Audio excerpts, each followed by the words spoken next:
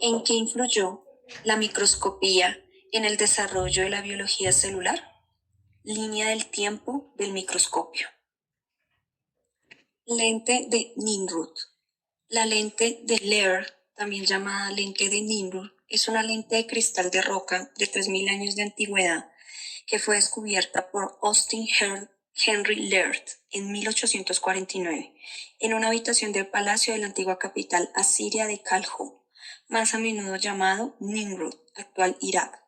Desde su descubrimiento, tan solo 4 personas habían tenido la oportunidad de llevar a cabo idóneos estudios sobre la lente: Sir David Brewster de 1853, W. Baker de 1930, Walter Wilson de 1972 y Robert Temple de 1998. Tras la autorización otorgada por el Museo Británico al autor de este trabajo, se presenta un minucioso estudio fotográfico que muestra datos hasta ahora inéditos de la lente, expone sus definitivas características físicas y desarrolla la hipótesis que considera que se trata del cuidadoso monóculo hecho a mano para corregir un cierto grado de presbicia, astigmatismo de un individuo muy especial, posiblemente un rey. La lupa fue inventada en 1250 por Roger Bacon, un filósofo y teólogo franciscano. Bacon talló las primeras lentes para luego montarlas en armazones. Estos con el tiempo variaron su material de composición: madera, cuero, hierro o plomo, según el uso.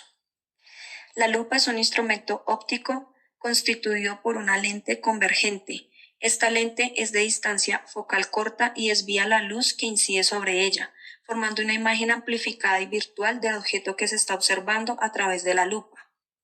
La lupa no solo se utiliza como lupa en sí, sino que el uso de cristales cóncavos y convexos tiene muchas aplicaciones.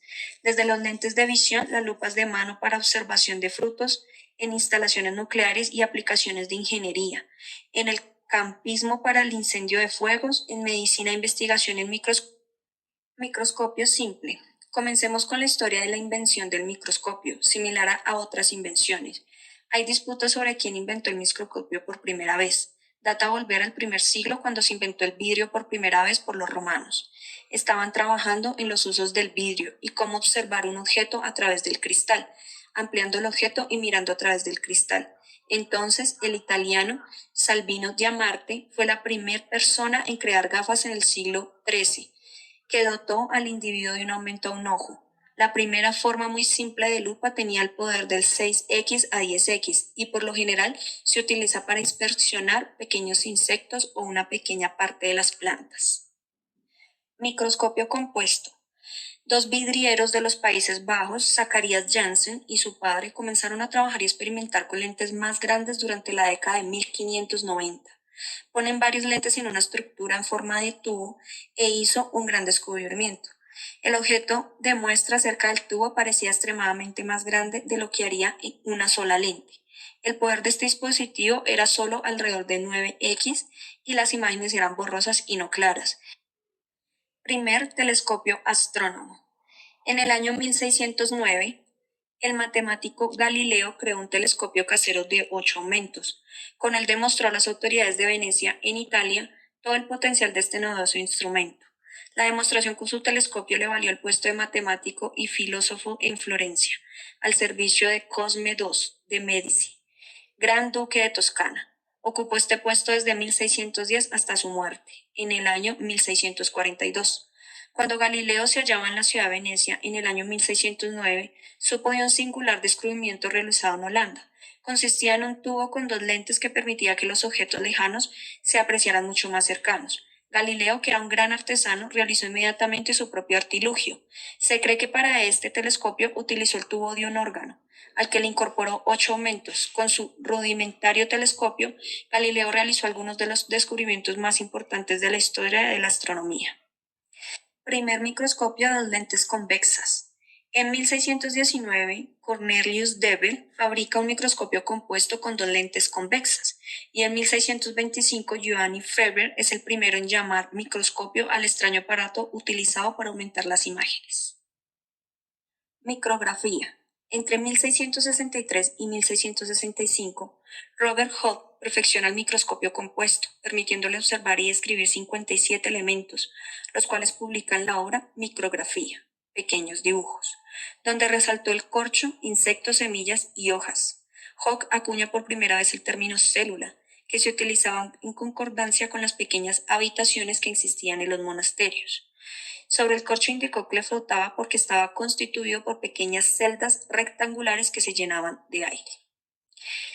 Hooke's Micrografía 1665 y 1667, publicado por orden de la Royal Society, es uno de los notables trabajos de la ciencia experimental temprana y uno que ejerció mucha influencia en su época.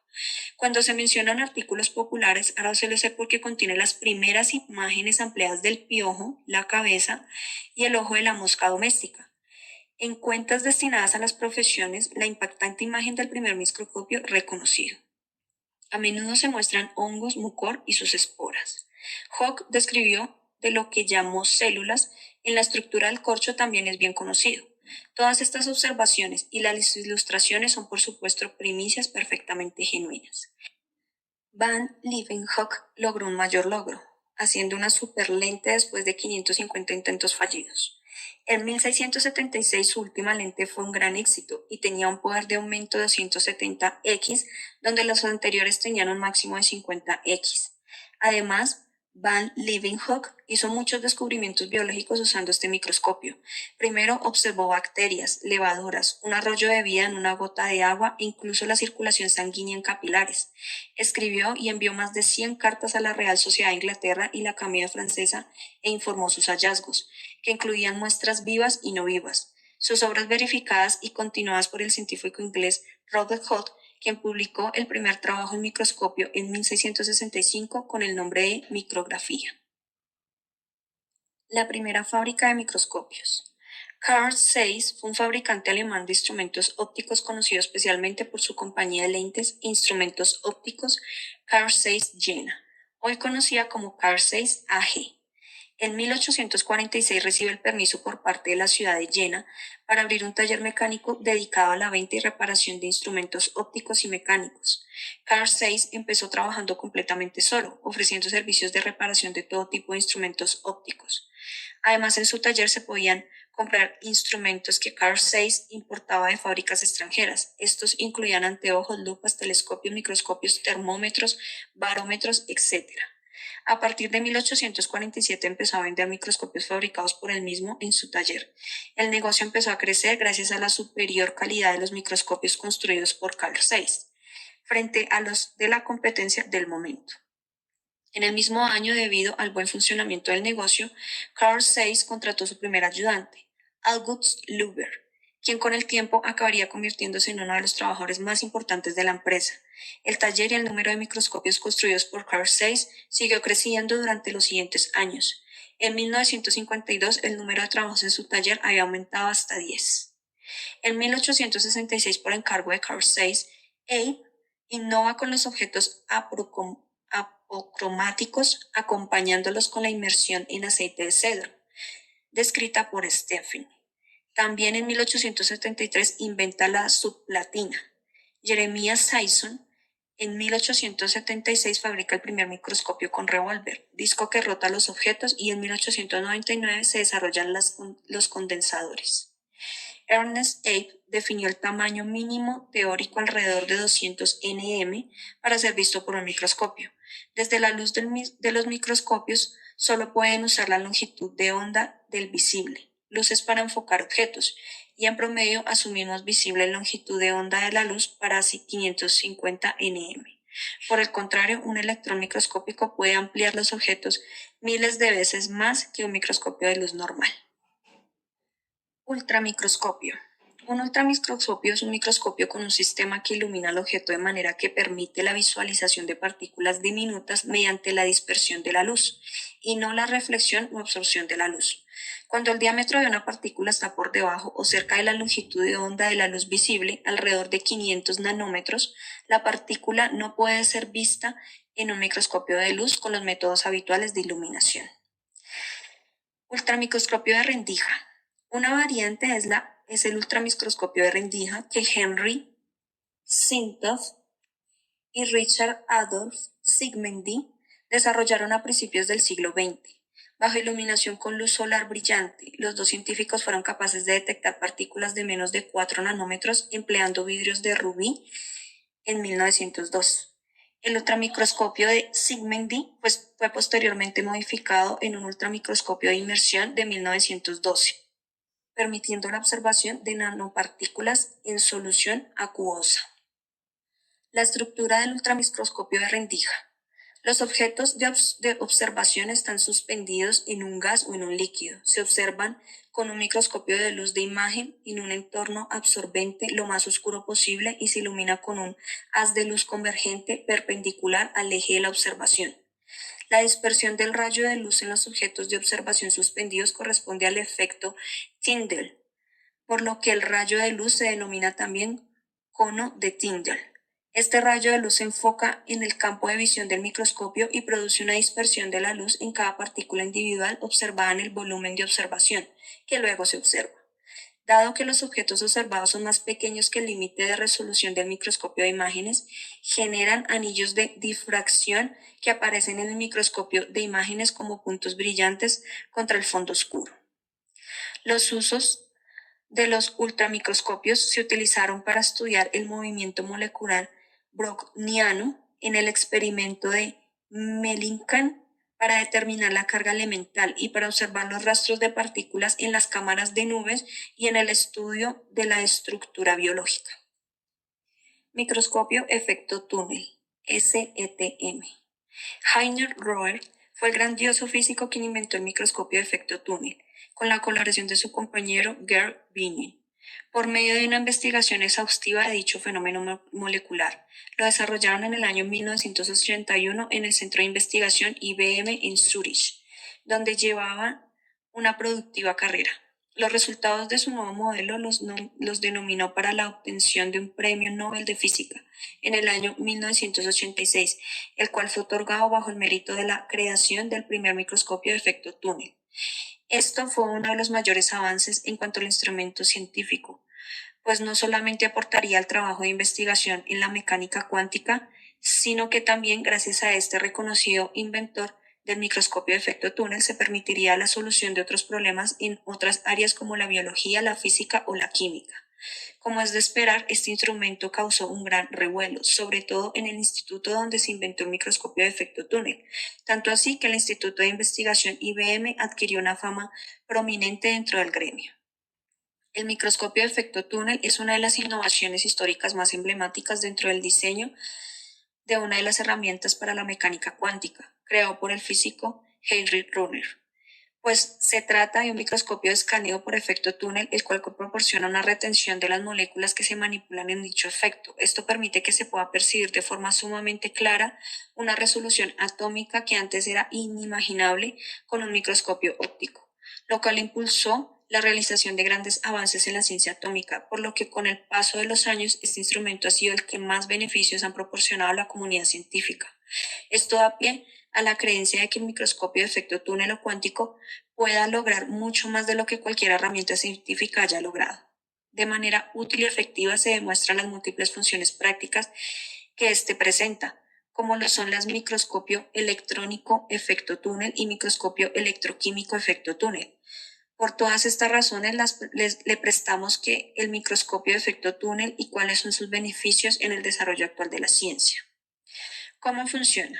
El funcionamiento de este microscopio es muy diferente al de otros tipos de microscopio, el cual está guiado por la manera de proceder del fenómeno molecular del efecto túnel.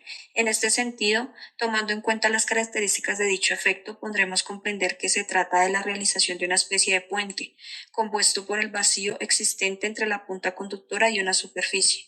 Esto permite que los electrones viajen de un lado a otro por medio de una corriente de polarización producido por una notable diferencia de voltaje aplicado. Todo este proceso cede el monitoreo de una imagen que es escaneada desde la superficie a través de la punta, mostrando sus dimensiones, sus profundidades, sus características y facilitando tanto su movilidad como su manipulación. La importancia del microscopio efecto túnel. El desarrollo de la ciencia es un trabajo bastante duro, pues se debe contar con instrumentos correctos. En este sentido, dentro de la mecánica cuántica se necesita un nuevo impulso que pudiera facilitar el estudio, manipulación y movilidad de átomos o electrones.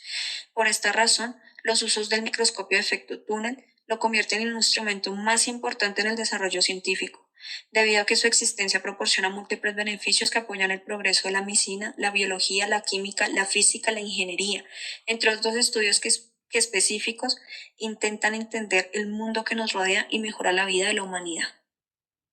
Microscopio de fuerza atómica, AFM. El 18 de mayo de 1986, Jerr, Winings, Wade y Herbert inventan el microscopio de fuerza atómica. El microscopio de fuerza atómica monitorea la superficie de la muestra con una punta de radio de curvatura de 20 a 60 nanómetros que se localiza al final de un cantilever. Las fuerzas entre la punta y la muestra provocan la deflexión del cantilever. Simultáneamente, un detector mide esta deflexión a medida que la punta se desplaza sobre la superficie de la muestra, generando una micrografía de la superficie. La fuerza interatómica que contribuye a la deflexión del cantilever es la fuerza de Van der Waals. La magnitud de deflexión del cantilever como una función de la distancia entre la punta y la muestra. También se muestran dos intervalos de operación, de contacto y no contacto. Para el primer intervalo de operación, el cantilever se mantiene a pocos angstroms de la superficie de la muestra y la fuerza interatómica entre el cantilever y la muestra es repulsiva. Para el segundo, el cantilever se mantiene a decenas de angstroms de la superficie de la muestra y la fuerza interatómica entre la punta y la muestra es atractiva. El microscopio de la fuerza atómica utiliza múltiples modos de operación de acuerdo con las características físicas de la muestra y de las propiedades a medir. Contacto. Mide la topografía de la muestra deslizando la punta sobre su superficie. Tamping. También llamado contacto intermitente, mide la topografía de la muestra tocando intermitentemente su superficie.